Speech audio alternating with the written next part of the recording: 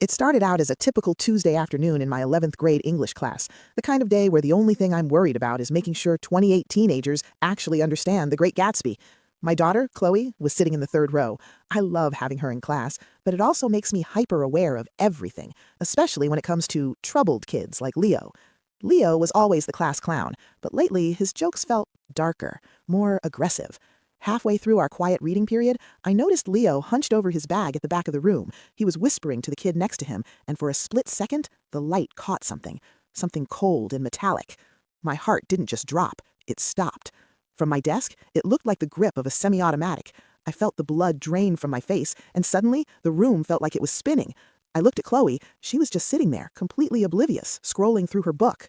I couldn't scream. I couldn't run. If I panicked, he might panic.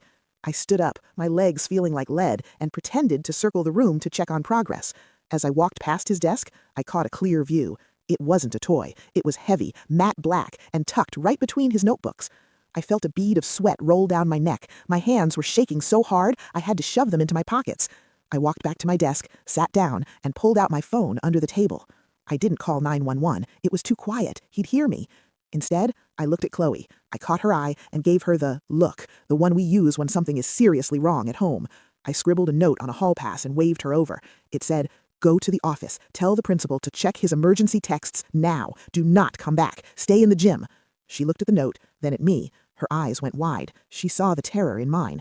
She nodded, grabbed her stuff, and walked out without a word. Those next 5 minutes were the longest of my life. I just sat there, staring at the clock, watching the second hand tick, tick, tick. Suddenly, the door opened. Our resource officer and the principal walked in, looking completely casual, pretending they were just doing a random spot check. They asked Leo to step into the hallway to discuss his attendance. As the door clicked shut behind them, I heard the scuffle, the shouting, the sound of him being tackled. They found the clip was fully loaded. He'd been planning to settle a score at the pep rally that afternoon. I didn't go back to work for a week. I just sat on the couch, holding my daughter and thanking God I decided to look up from my desk that day.